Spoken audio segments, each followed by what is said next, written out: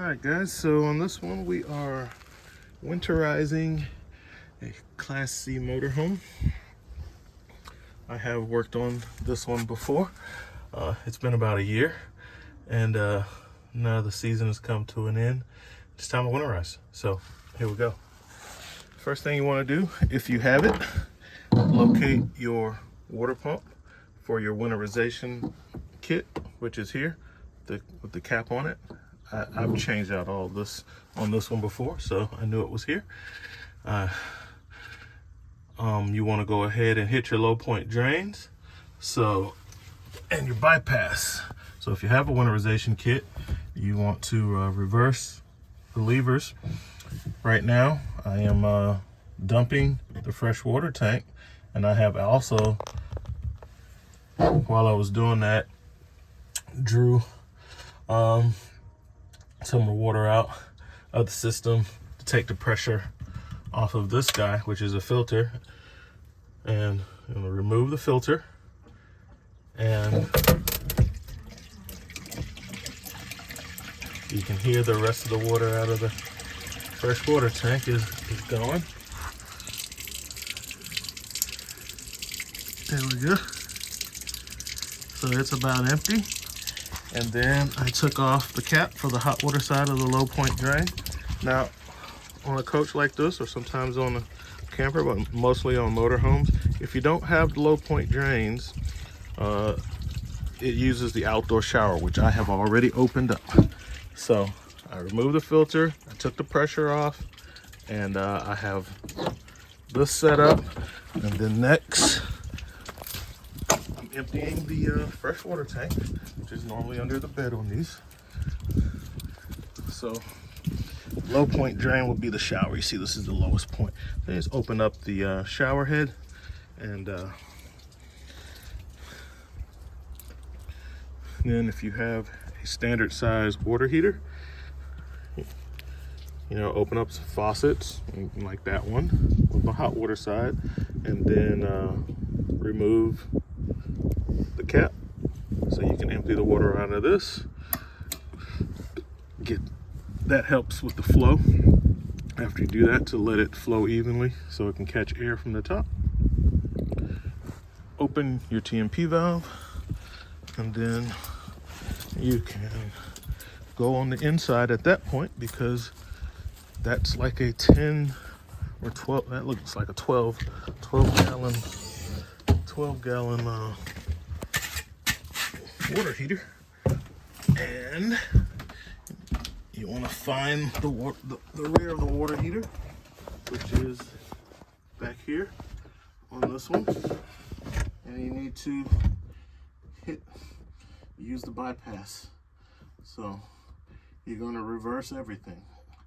So they've been using it, so you just simply turn all the valves the opposite way, so that when you start pumping the antifreeze through, it does not go inside of the water heater. That would be very bad unless you have a tankless. If you have a tankless water heater, then you do flood the water heater with the coolant, depending on the ones you have. Some of the I think it's the Truma combis, they also have a filter inside the water heater. So this make sure you check with the ones you have, and you might have to take extra steps based on the one you have. Okay, so I got my water heater bypassed, I have my low point drains open, and I have the cap off. I have drained everything out of my tanks. Now I will put the cap back on the hot water low point drain, and I have my hose positioned to where I can start using this.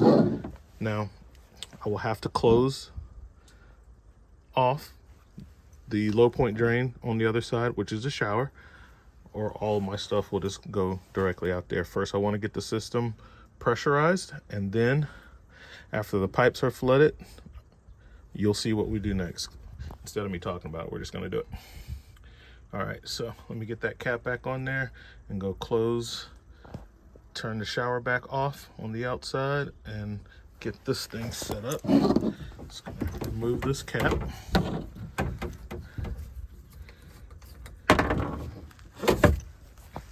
open up one of our antifreeze jugs, and we're going to be using the water pump to we're going to be using our water pump to flood the system. Go ahead and get a cup ready because you don't want to suck air in the system. So I like to have these guys set up and ready to go so I can switch the hose. All right, and if I need a third one, I have a third one there. Okay.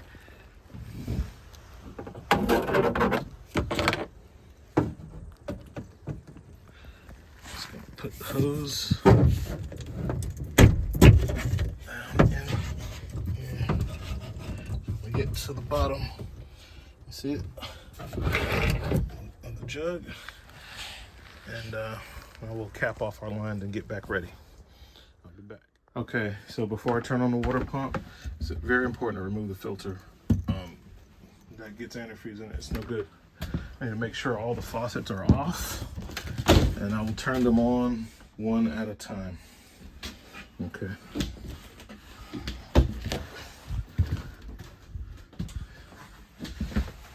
Open up this guy. Open up the toilet. Get ready to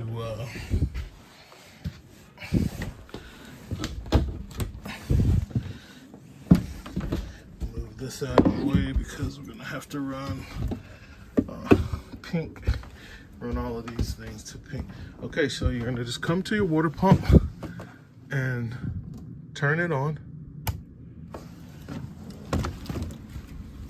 and it's gonna start to draw in the fluid. It's filling up that filter.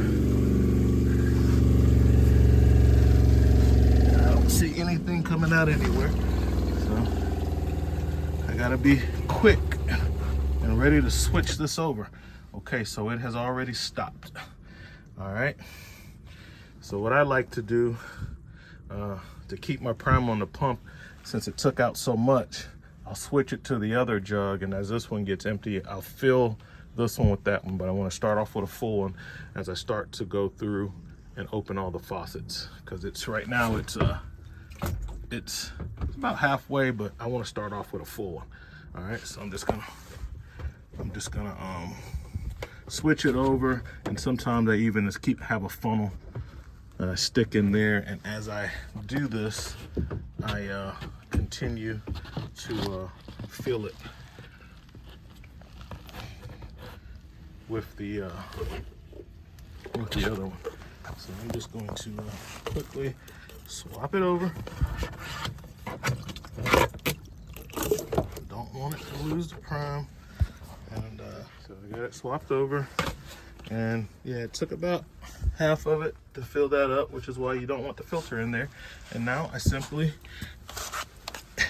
now if you had some leaks, your pump would still be burping. So we know the system is pretty good. Now I'm gonna go around and do the outside shower first, because I know that's the low point on this. So it makes me feel confident that my pipes are sufficiently so I'm gonna do this until I get pink coming out. So that pump has kicked in.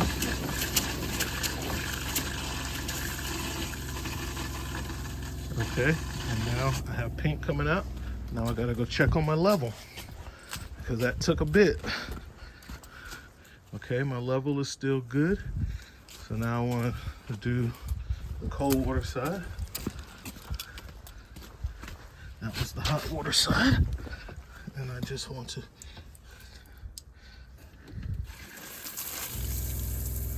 so you can see I have the it's coming out pink. So I know that's good. And again with the hot, pink, so we're good on that. So that has sufficiently flooded most of the pipes, because that's a low point drain. But we still have to go and hit all the other ones. Check my level, still pretty good. So I'll do a couple other faucets.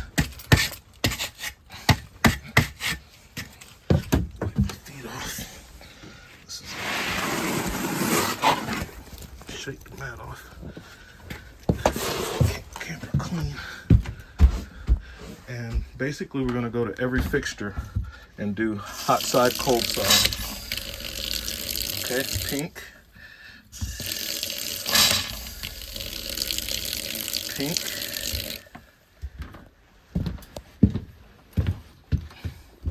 And you can notice that the air is coming out first. Very important to make sure you get the toilet. And then leave a little bit on top of the seal. And as you're doing this, you don't have to worry about pouring antifreeze into the P-traps because that's already happening.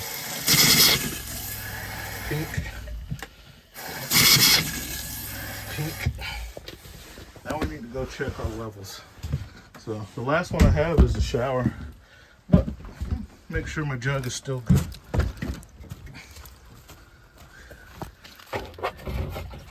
It's getting pretty low, so I'm gonna go ahead and switch out and get me a, I don't need much, and this one has half, so I'm gonna just switch it to this one. Okay, I'll switch that. I need two hands, guys, and then so I've switched the jug. Every time I do that, a little bit of air gets in there, but it's okay. When you turn on the next faucet, it will evacuate the air out of the system. So now I'll go back in. See, that's why I'm picking up dirt, so I kind of gotta get my feet clean. These Thorogood boots, they got an aggressive pattern on the bottom and they hold a lot of dirt. I think I'm gonna have to get me a little broom and start carrying on the truck. All right. Well, I've got that little bit of air out. Now I go over here, get my shower.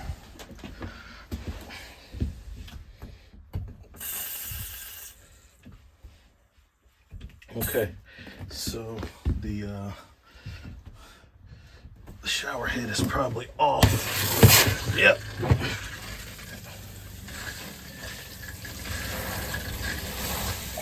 There she goes. Now for the cold water side. Okay, so that's how you winterize a camper properly. That's the right way to do it, and you can be assured that your plumbing is safe because, and then of course you could just turn off the water pump now, because all the plumbing through the pump, through the filter, and all the fixtures, everything is flooded except the water heater, except the 12-gallon water heater. Some of yours might just be a 6-gallon. And put the cap back on this guy, and that's it. I'll transfer those to where it's all in one, and it normally takes about 1.5 gallons of antifreeze. Button it all up, and that's it, guys. RV Tech Pro out. Oh, here's the truck.